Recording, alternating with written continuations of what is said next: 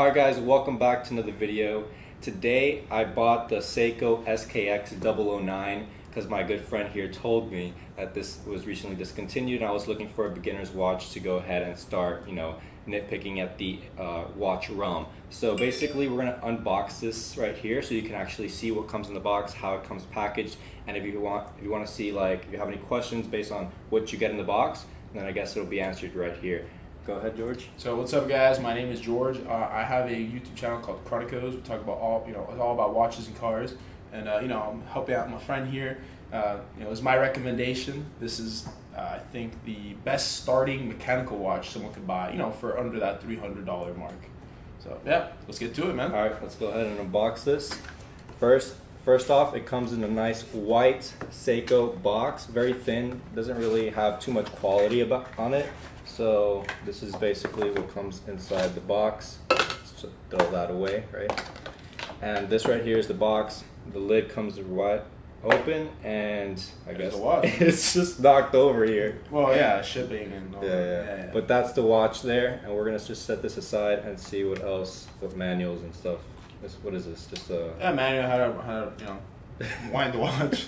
Yes, right. Warranty card. Right, let's just throw that away. And yeah, very basic.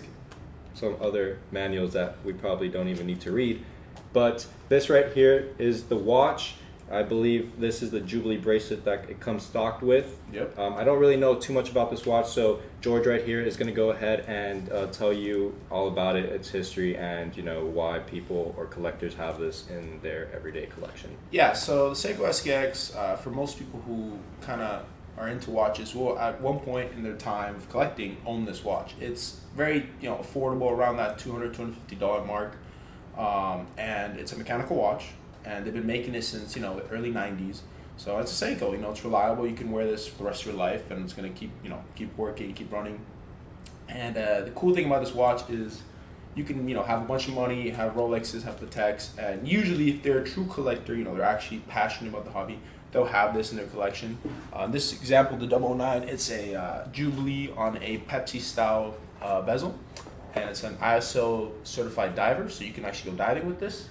Has LumiBrite, super nice, in the dark. You go underwater and you can see the time and the indice on the diving bezel perfectly.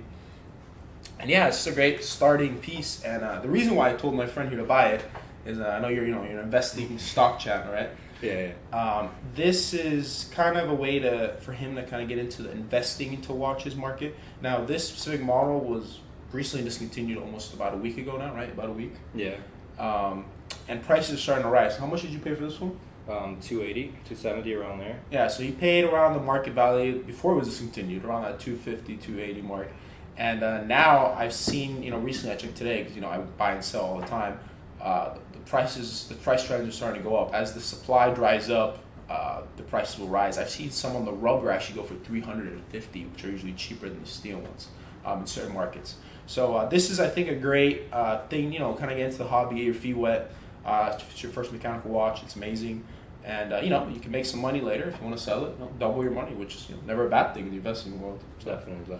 Also, these watches are mass produced, right? So how does that play with just rising prices? Is it just because of because of discontinuation, or is it just like? Yeah, so these watches are definitely mass produced. They've been making them, I believe, since 1997.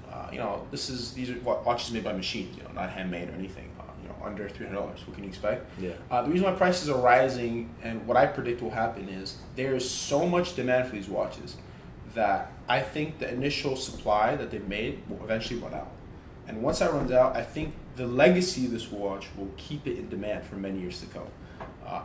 Like I said, Seiko in the watch world, especially for their divers, are very sought after.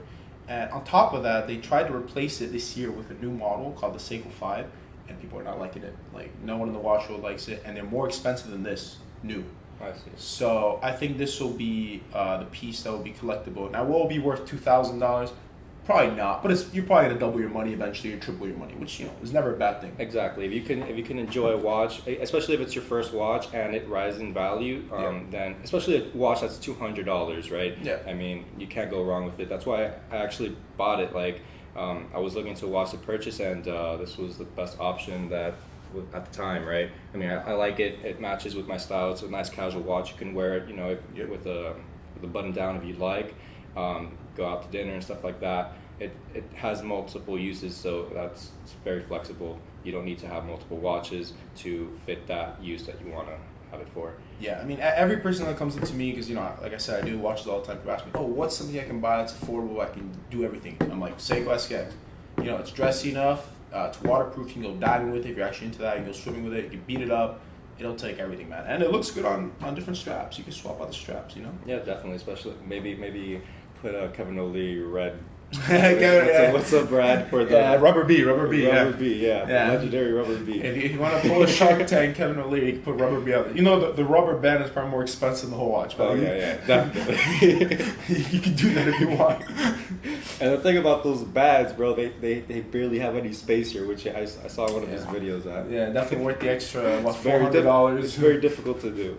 Yeah, if you want to put a band on this, just go with NATO or a Super Jubilee. Strap Code makes fantastic bracelets and bands for this watch, and they're affordable. So, yeah. All right, guys. Well, thank you for watching this video, and that's pretty much it. George has a channel here on YouTube as well where he talks about watches and, you know, cars as well. So I'm gonna go ahead and let him talk about that for a bit. Yeah. So if you guys are interested in this hobby, so far I only have 2 videos. They're about 2 Rolexes, and I'm gonna slowly expand here. You know, I'm in the school year now, but as I have more time, I'm gonna upload more. I'm gonna get into more of the car scene. You know, they're 2 of my favorite hobbies and passions. I'm super passionate about both. You know, ask him, I annoy the hell out of him all day long. Definitely. And if you want to get into it, I'm also going to talk about the investing side of things, because there is some money to be made if you know what you're doing in both realms of cars and watches. And yeah, I'll be talking about that, and I'd love to have you subscribe and watch my videos. All right, perfect. So if you guys enjoyed this video, hit that thumbs up button, as it does help with the YouTube algorithm. If you have any questions based on this watch or any investing questions in watches in general, just leave your questions down below. And if, you know, George or I know the answer to that, then we'll leave a comment down below. But thank you. Consider subscribing and turning on that notification bell so you get notified whenever I release a new video. And that's pretty much it. Peace, guys. Thank you, guys.